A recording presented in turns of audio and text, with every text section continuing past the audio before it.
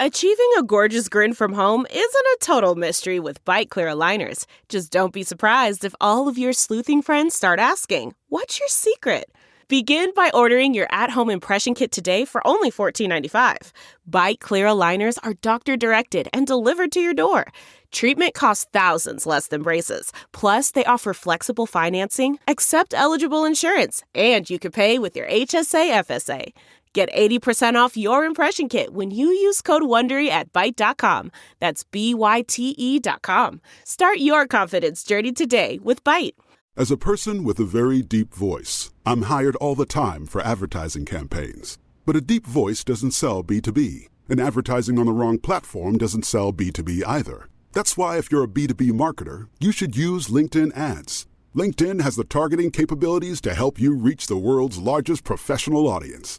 That's right, over 70 million decision makers all in one place. All the big wigs, then medium wigs, also small wigs who are on the path to becoming big wigs. Okay, that's enough about wigs. LinkedIn ads allows you to focus on getting your B2B message to the right people. So, does that mean you should use ads on LinkedIn instead of hiring me, the man with the deepest voice in the world?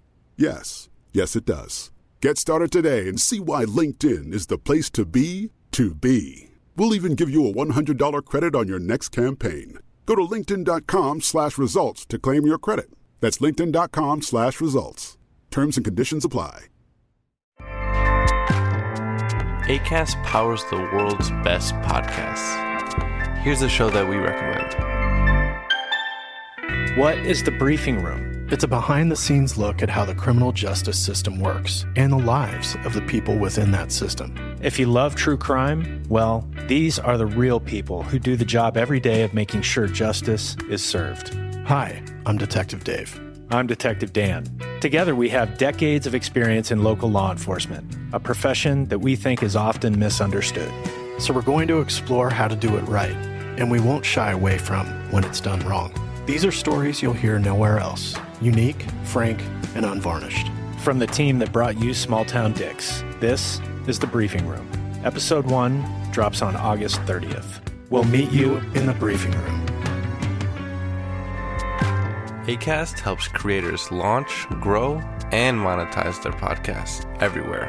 Acast.com.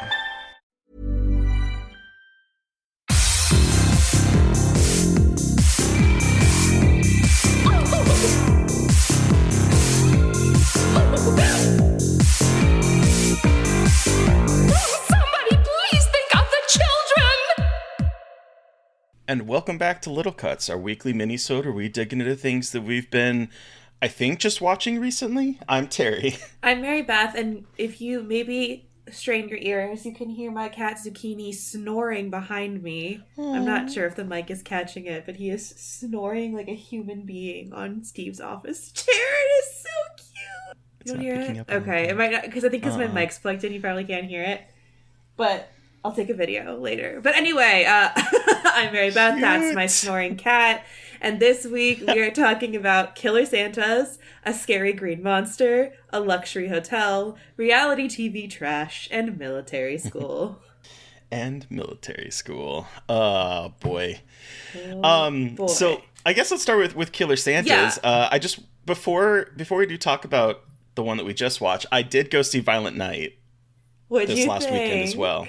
I thought it was a lot of fun. I completely agree with you. The middle section was a little drawn out. I'm like, I had fun the entire time. I was just like, okay, this premise is simple. We don't really need anything more. They probably could have cut out about 20 minutes and it would have been perfect. Yep. It's overcomplicated, but it's still fun. Like, regardless. But it's a lot of fun. I highly recommend it. David Harbour is so fucking hot. It's at the top, not at the gray. Girl. The little bit of bang. Ugh. Viking Daddy me. I don't think that made sense, but I got it. Like, in my heart. Viking Daddy me. In my heart, I understand, like, the sentiment. So, yeah. I get it.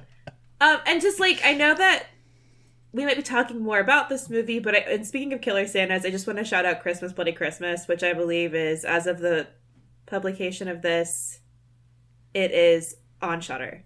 Again, there might be more on this later, but I just wanted to shout it out because it's really fucking fun. Oh, that's what I was planning on talking about. Oh, with cool. Killer Santas. Okay, sorry. I totally kept your shit. I'm so sorry.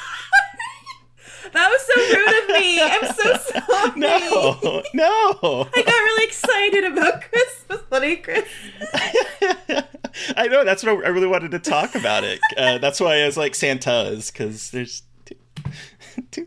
You know, reading comprehension is not like at its highest right now, apparently. Girl, it's been a week, and it's the end of the year, and I'm just like, I feel like I just shut my brain off. I feel like that's what's happening right now. I can't even begin to explain to you me working. Like, I'm doing... I shouldn't be saying it. I'm doing the bare ass minimum at this point. Like, and that's a lot. Like, that's still a lot. Like, I think my bare ass minimum is probably more because I'm insane. But, like, I'm so tired. This has been such a wild year. Like, the past few years have just been so exhausting. Anyway. Yeah. So, Joe Bagos' film, though. Merry Christmas. Yes, Joe Bagos' new film, Christmas, Bloody Christmas. Another Killer Santa movie, but this time Santa is basically the Terminator. Yes. He is a killer robot, and he just decimates a small, snowy town on Christmas Eve. And it is absolutely gnarly. I also love the dialogue in the beginning. I think something that stands out to me in that movie is, like, there's a lot of really interesting dialogue between characters before things get, like, fucked up. And I think more than any other Bagos film I've seen, which is Just Bliss, so, like, you know, very small sample size, You haven't seen VFW? No, I didn't want to watch it. That's fine. That's fair. I really like how he wrote his characters in this. I feel like he gave them a little bit more empathy. Like, I loved Bliss, but she sucked, like, her character. And I think that was... she does. Like, she's the worst. And I know that's the point, but here, he really hits, like, an emotional balance of, like, yeah, they're, like, kind of dirtbags, but they're also really sweet dirtbags. And, like, I think that was really not expected going into a movie about, like, a robot killer Santa. I was not expecting, like, those tender of relationships, which makes what happens, like, in the back half of the movie even more fucking upsetting. Yeah, I agree. And Riley Dandy playing Tori, the main character, she is someone I was watching this with my roommate, and I was like, she is the girl that I would have been obsessed with in high school. Like, I would have been like, I would have followed her around like a puppy dog, being like, I just love you. I want to, like, steal some of your hipster cool rock punk nature. Give it. Like, she just is, like, so natural in this movie in a way. Like, she's so cool and confident and just, like, you don't see a lot of female characters like this that are both, like, really cool and confident and also not seen as bitches. Like, she has a little bit of an edge. Her sexuality, too. Yeah, she owns her sexuality. She's got a little bit of edge to her, but she's very honest and not portrayed in, like, a weird negative light of, like, she's bossy. Like, she's just so cool. Yeah, she's really cool. I it's surprising because I really like the way he writes his female leads, at least particularly in Bliss. Like, she's an asshole. Yes, absolutely. Yes, there's, like, not a lot of empathy for the character in Bliss, but she was interesting, and she was a character that we don't see a lot. It allowed her to be a problematic, kind of horrible character that I don't think we get to see a whole lot of. Oh, yeah. And so then I see this character, and I was like, I see shades of that kind of attitude, but it's more toned down and it's more realistic and natural. And I don't know. I really dug her character, even before the Santa starts coming through and murdering everybody. Well, it's, like, weirdly tender in a way that I was completely unexpecting. Because, again, like, the subject matter is ridiculous, but I also think because this Santa is so relentless, like, it's not as cheesy as it could be. Like, it's actually pretty horrifying. I don't know, this movie surprised the hell out of me. Like, I did not expect a lot from it. I knew it would be fun, but, like, it really is really well written.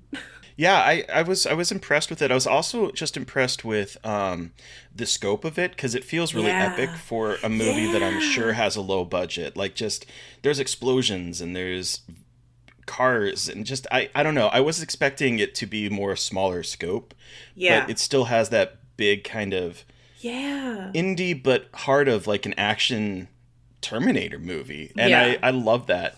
I'll also say it was wild watching this right after seeing Gremlins, because we went to go see Gremlins at a movie party at Alamo, and to watch that movie and then to watch this, I think they make a perfect like double feature, because they're all about small towns getting overrun with something horrible. Yeah, wow. This one's a lot more violent and has a lot of fucks in it, but I think they play together. I agree. That would be a really good double feature. So that's the Killer Santas, but what's the scary green monster? So... Is it greed? Is it horniness? No, it's the Grinch. Or, sorry, the mean one. Not the Grinch, one? The mean one. I watched it. One, not Mr. Grinch. So, the mean one basically sees a green monster who kind of looks like the Grinch. Sorry, Burrita is in our chat, and she says, is it horniness? The SFL, the Scar for Life refrain, and yes. Yeah. Yes. Oh, because that'll come up when we talk about a movie later. Uh-huh. But basically, this imagines a world where instead of the mean one, who is the Grinch, y'all, instead of him, like, patting Cindy Lou Who on the head and everything being great, the mom sees him and thinks he's an intruder and tries to beat the shit out of him, and he accidentally kills her, and then he becomes, like, an evil monster because he's now, like, an actual monster. And it takes place then 20 years in the future, and it's Cindy You-Know-Who instead of Cindy Lou in Newville instead of Whoville.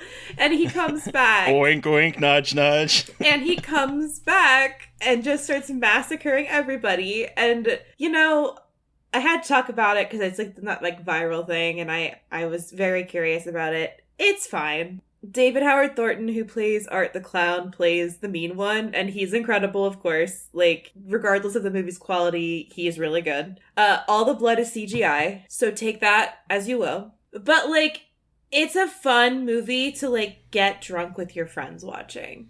It's like a jokey movie almost. Like, it's like, okay, it's the Grinch as like an evil killer monster who has like a dinosaur like screech for some fucking reason. Like, it's not good. It's not like great, but it's fun. It's like, it's kind of like mindless fun. Take with that what you will. Yeah, it's not really gonna like open up any avenues of like thought for anybody, but it's not deep, but you know. I like the look of the Grinch. He looks great. The mean one. The mean one. I mean, like, there's an incredible sequence where he massacres a bunch of drunk Santas from SantaCon, and it's, like, in a diner, and it's pretty great. Okay. So, like, there's some interesting set pieces. So, you know. So, yeah, that's the mean one. I just wanted to bring... I know that people were... It's going around, so... It's something. What is this about a luxury hotel? Okay, so The White Lotus Season 2 is Oh my god, I need to start.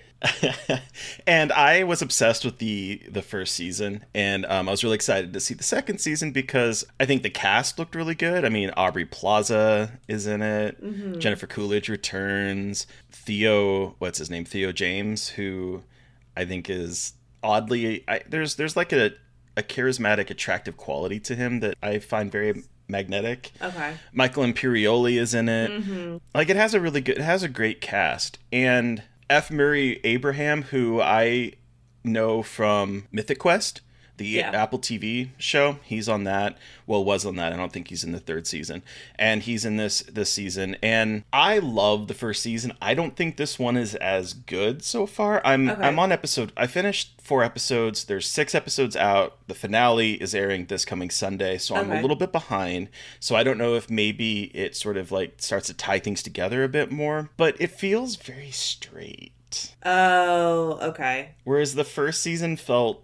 Even though I don't think there was a whole lot of queerness in it, it felt very queer. Well, I mean, like, they have they have like a full-on shot of a guy eating another guy's ass. So like, it's pretty gay, and like one of the main characters is very queer.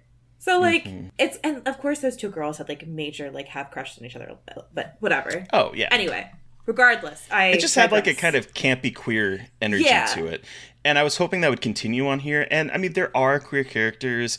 Jennifer Coolidge's character, Tanya, she finds an entourage of gay men. And I'm curious to see where that's going to go. But like, I don't know. It's just not as... I don't find the characters as interesting as the first season, I will say.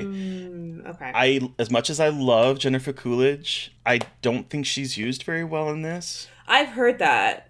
It feels like she was brought over because people liked her from the first season. And There's just not a whole lot for her to do. Yeah. There is a really there's the main pair of couples played by Theo James and and Aubrey Plaza, Will Sharp as Ethan Spiller, and Megan Fahey plays Daphne. So that couple dynamic is really interesting, and I do think the show is so far taking the idea of like toxic masculinity in different forms, because like we have Ethan and Harper, Aubrey and Will Sharp, who are recently got into money, and they're kind of friends with Theo James's Cameron and Megan's Daphne, who have been rich for a while. Mm-hmm. And it starts to kind of peel back the layers of their friendship and sort of like the perfect relationship seemingly on the outside that might be rotten, and then Aubrey and Ethan's that seem a little bit more messy but actually have a heart in it. Like, so there's interesting things at play. I don't find it as intriguing overall as the first season, but I'm enjoying it. Okay. And I'm curious to see how it's going to end. Apparently it has a much bigger body count because the first episode opens with someone finding a drowned person and then the hotel staff being like, there's more bodies in the hotel. So I'm curious to see what kind of like death count this is going to have by the end of the season. But yeah, it's entertaining. I recommend it if you were fans of the first one. Just don't expect it to be, I don't think, as narratively rich. Okay. I'm excited to watch it. I have been meaning to start watching it and then just dropping the ball. So I'm excited to start it. Yeah. I waited so long, and then I just started binging it last weekend, and I need to finish getting caught up because I am enjoying it. That's how I watched the first season. I watched it in like 2 days. So I need to I'm trying to find time to be able to do that when I don't have 60 other things I have to watch. Right. Well, and this is actually a good time too, if you have the time, because the final episode airs on Sunday. So it's this is the perfect time to go into binge mode if people are able to. But speaking of things that having a lot of time to watch and spending it on questionable things, maybe. What is this reality TV trash? I have started. Is it Love is Blind? It is. I have started my Love is Blind journey. It's not horror, but it is kind of like horror. It's like dystopian horror. My best friend here was we hung out on Sunday, and she was like, we got McDonald's and and she's like, do you want to watch Love is Blind? Because Steve doesn't want to watch it because he doesn't want to, obviously. And I went to start it, but she's like, we have to start it today. We watched 5 episodes. We spent entire Sunday watching this show. This is the most... Have you watched it? No. Is it... It is... Is this one where they don't see each other? Okay. This shit is fucking insane. So... It's split into men and women. It's not gay at all. Uh-huh. Boo. Yeah, that's part of the reason why I didn't watch it. Yeah, yeah. And so it's so aggressively heterosexual. It's incredible. But so they're split up and they have pods, and they never, like you said, they never see each other. They talk to each other, and they get to know each other, and they never see each other, and they have to by the end of it, you can propose to somebody and they can say yes, and then when they say yes, you revealed what they look like. It is the craziest shit on this. As a person with a very deep voice, I'm hired all the time for advertising campaigns. But a deep voice doesn't sell B2B, and advertising on the wrong platform doesn't sell B2B either. That's why if you're a B2B marketer, you should use LinkedIn ads. LinkedIn has the targeting capabilities to help you reach the world's largest professional audience. That's right, over 70 million decision makers all in one place. All the big wigs, then medium wigs, also small wigs who are on the path to becoming big wigs. Okay, that's enough about wigs. LinkedIn ads allows you to focus on getting your B2B message to the right people. So, does that mean you should use ads on LinkedIn instead of hiring me, the man with the deepest voice in the world? Yes. Yes, it does. Get started today and see why LinkedIn is the place to be to be. We'll even give you a $100 credit on your next campaign. Go to linkedin.com/results to claim your credit. That's linkedin.com/results. Terms and conditions apply. Planet. And I'm obsessed with it because it is so fucking Terry, the things I have seen on this television program are scarier than anything I've ever watched. A woman drinks wine out of the same glass that she shares with her dog because her dog loves wine, apparently. Like, it is... Like, white women are a disease. Like, we need to... We are a problem. That is troubling for two reasons. Like, at first I was like, this is troubling. And then I was like, wait, wine and dogs, that is also troubling. Like, yeah. That is like a twofer. Yeah. And so they talk about, like, oh, yeah, when we were back in the pods, like, when we couldn't see each other. And, like, it's so funny because, so, like, the first third of the season is, like, them getting to know each other in the pods and, like, the drama of, like, who is falling in love with who, and if, like, there's a person who has multiple suitors and all this shit, and they have dates. Oh. Like, they spend all their time in this, like, windowless place with no cell phones, like, going on dates and having, like, a notebook full of notes about if this person is right for them. But it is actually, like, incredibly biphobic in this season because a guy... This guy Carlton, he's like, I've been with men and women. He wouldn't disclose. He wouldn't say he was bisexual. He's like, I've been with men and women. He proposes to someone, and she says yes without coming out to her. And then she finds out, and it is so bad. It is so bad. It's the craziest shit I've ever seen. Yeah, that's how I've been spending some of my time watching. Okay. Absolutely dystopian nightmare reality television. That is dystopia.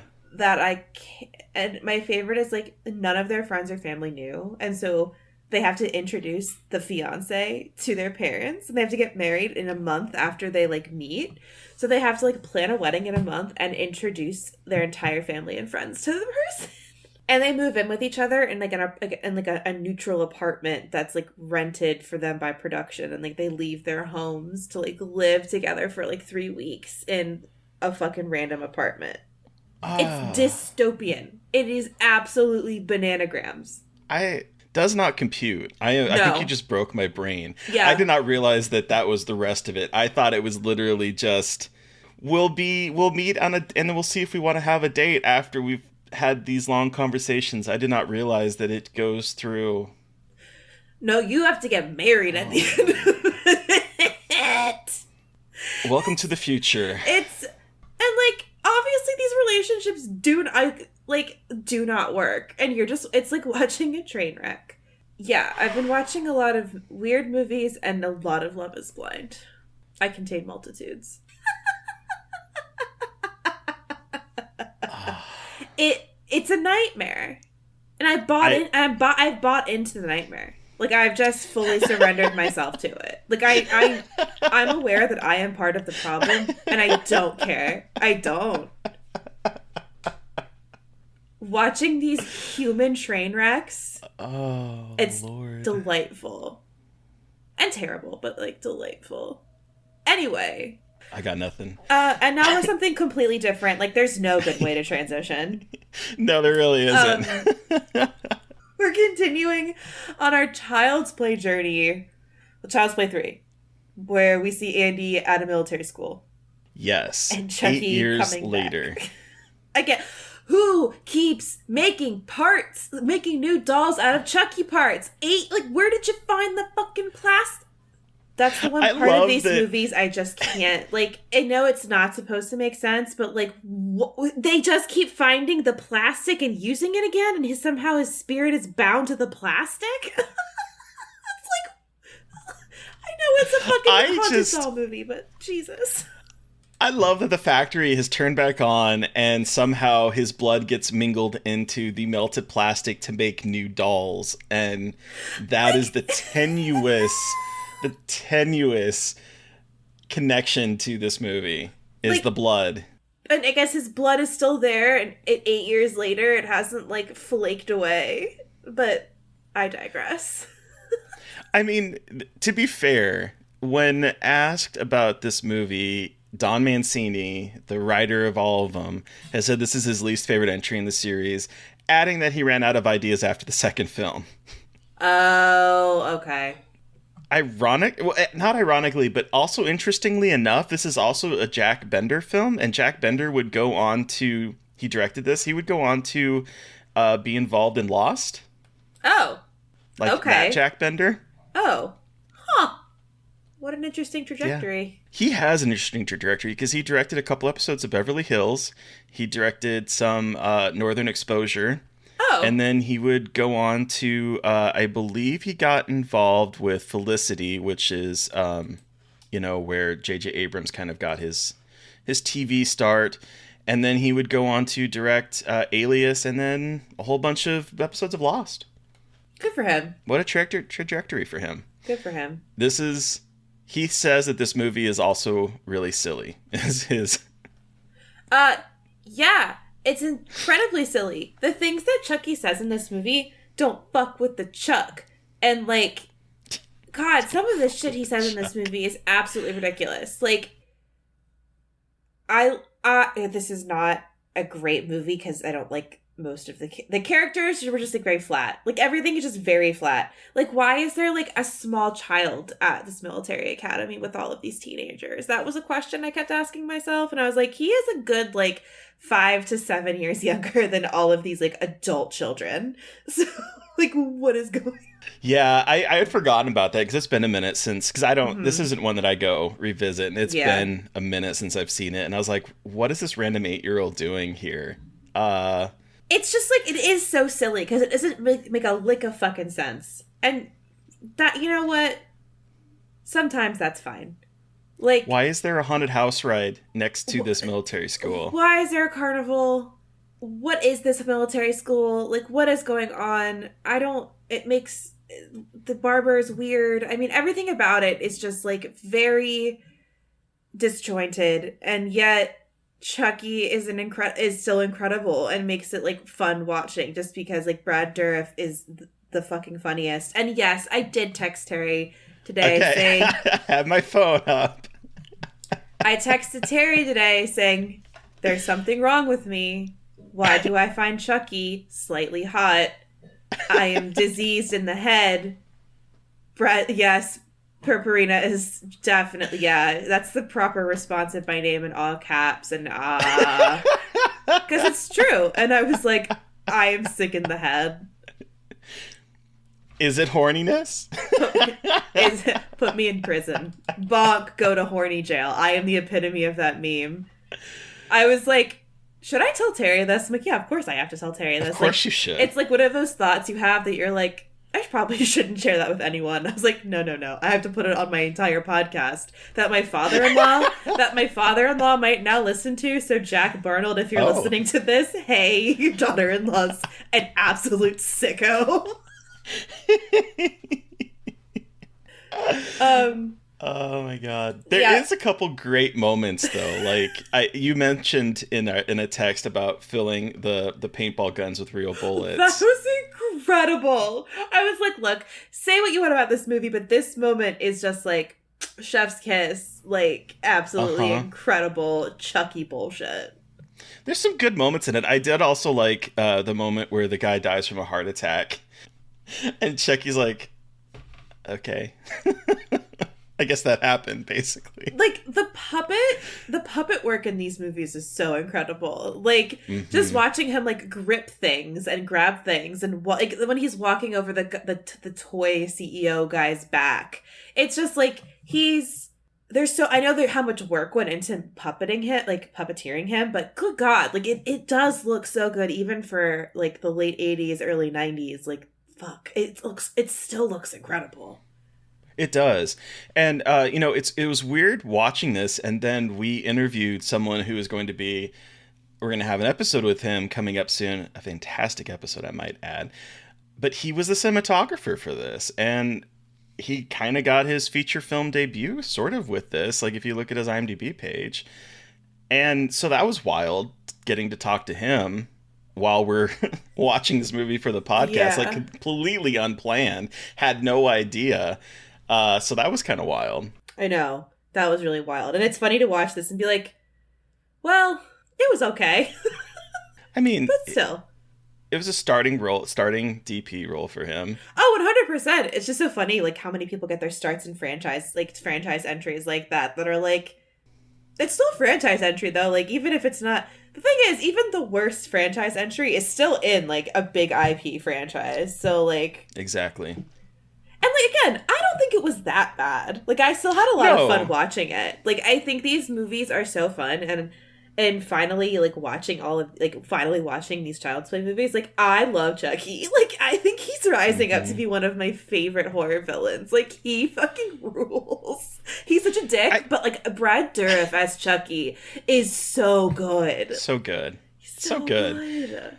I think... I honestly think that part of the problem with this one is that it's a follow-up to an amazing movie. I think Child's Play 2 is just absolutely amazing. So like the quality drop from them is like really, really hard to see because the second one was so really good. It is wild, like the dip in quality. I also knew that the third one was not going to be like I've heard. Like, I watched Living with Chucky, a documentary about, like, in the festival circuit about this, and people were talking about how the third one isn't good, and, like, you've told me that, and so I was prepared for, like, a not very good movie, so I wasn't as disappointed, but, like, it is disappointing coming after 2. It's like, oh god, what? You can kind of tell they might have run out of ideas a little bit. Yeah, well, and then, I mean, this movie, stopped the series from being made for, like, 7 years, because Bride of Chucky didn't come out to 1998, and this one came out in 91. Yep. So, I mean...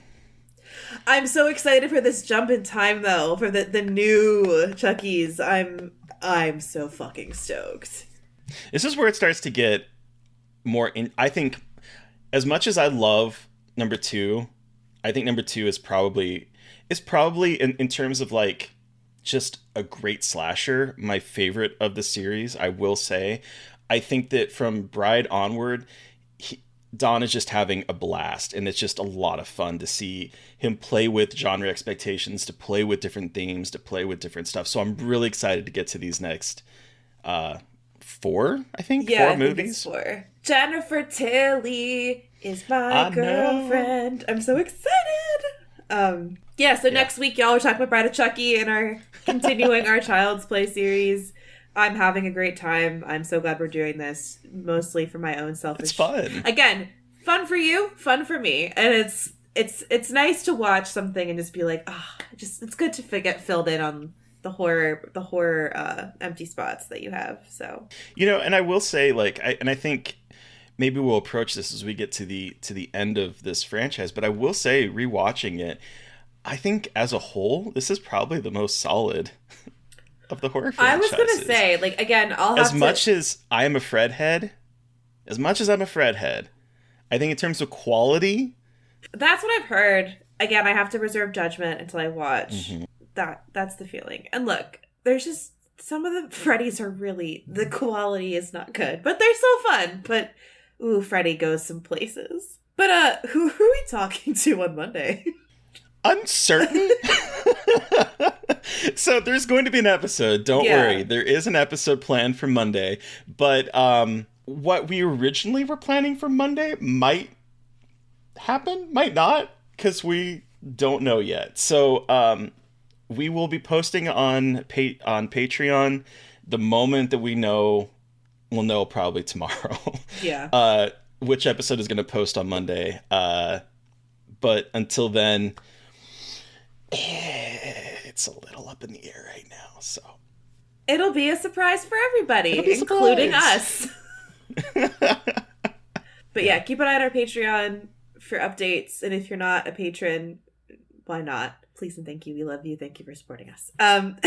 So, listeners, you have heard from us. We want to hear from you. Did you watch something that we watched this week and have thoughts? Do you have suggestions for things for us to cover? Send us an email at scarredforlifepodcast@gmail.com or reach out to us directly on Twitter. I'm at MB McAndrews. And I'm at Gaily Dreadful. And of course, don't forget to follow the podcast on Twitter at Scarred Podcast. And please don't forget to review, rate, subscribe, and why not join us on Patreon, where we just launched December's Fresh Wound episode on Soft and Quiet. Probably the most why do I keep wanting to say diverse and it's not? What most divisive, that's the word, divisive movie that I think has come out this year. And we have 2 hours of episodes for it. Fuck me. We have 2 hours of content. So just fucking fuck. Patreon, do it. Love you. Mwah. Thank you to Eric Bauer for artwork. Thank you to Sean Keller for music. Thank you everyone for listening.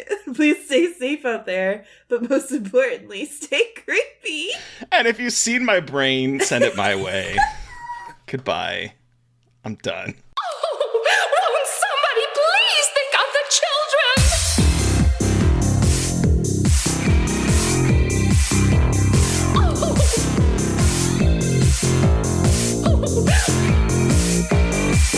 Won't somebody please think of the children?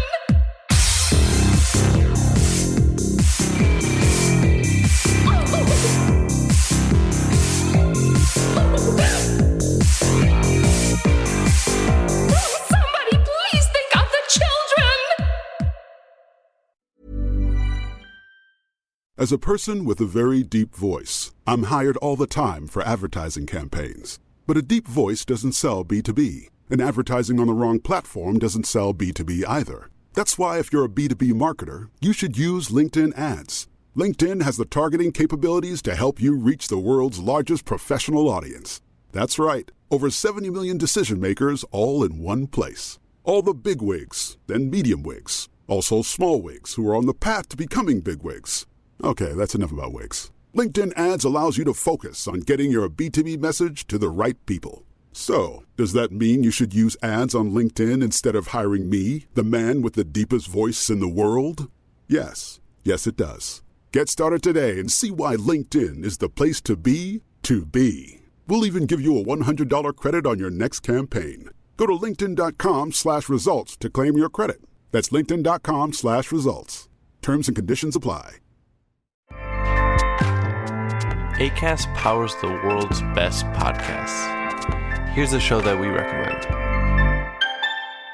What is The Briefing Room? It's a behind-the-scenes look at how the criminal justice system works and the lives of the people within that system. If you love true crime, well, these are the real people who do the job every day of making sure justice is served. Hi, I'm Detective Dave. I'm Detective Dan. Together, we have decades of experience in local law enforcement, a profession that we think is often misunderstood. So we're going to explore how to do it right, and we won't shy away from when it's done wrong. These are stories you'll hear nowhere else. Unique, frank, and unvarnished. From the team that brought you Small Town Dicks, this is The Briefing Room. Episode 1 drops on August 30th. We'll meet you in the briefing room. Acast helps creators launch, grow, and monetize their podcasts everywhere. Acast.com.